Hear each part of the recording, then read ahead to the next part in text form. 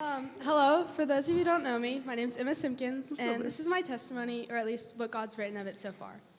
I grew up in what I'd like to call a super religious Christian home.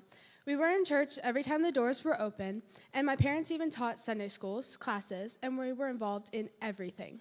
When I was 5, I gave my life to Christ. I was young, but I wasn't too young to know that I loved Jesus and wanted him not only in my life, but in my heart. Soon after that, I was baptized. My testimony doesn't end there, though. In the next couple of years, my love for Jesus continued to grow, even through struggles like bullying. I was the bright little girl who was always smiling and hugging people. But by 5th grade, that started to change. The bullying got worse, my confidence got lower, and on top of all that, I began to struggle with a lot of health issues. I was in and out of the ER and constantly at doctor's appointments and physical therapies. Then my family decided to move churches. That's when I started to feel really distant from the Lord. I started to wonder if he had forgotten me, if he didn't care what I was going through, or maybe that he didn't even see me at all. And instead of running towards him, I slowly began to turn away. It wasn't an overnight, though. It was a slow process, but I fell into worldly habits and allowed sin to consume me. I even tried to avoid church, and if you know me, that's wild, because I'll go to crazy lengths to hear a sermon. But back then, I wanted nothing to do with it. The only reason I kept going, though, was because my parents made me, and looking back now, I'm so grateful they did. After trying a million churches, we finally found grace. The first day I walked into a life group class, I met Kinley and Lillianne.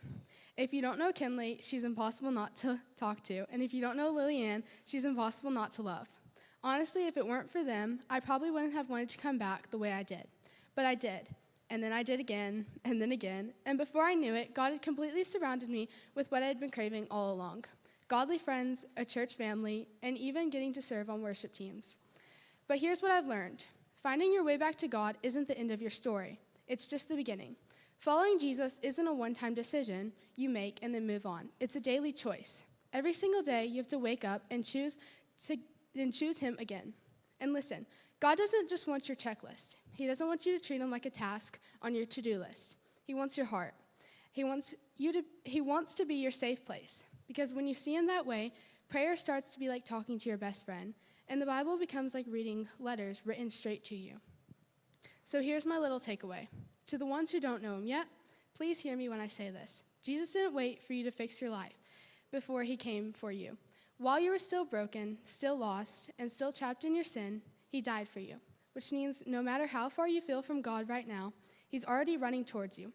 He's reaching for you, and he's ready to rescue you if you'll just reach back out to him. So the question is, are you willing to? And to those who say you follow him, do not fool yourselves into thinking it's a one-time thing. Faith is a daily battle of constant choosing. It's choosing him when you don't feel like it, on days when you feel weak or tired.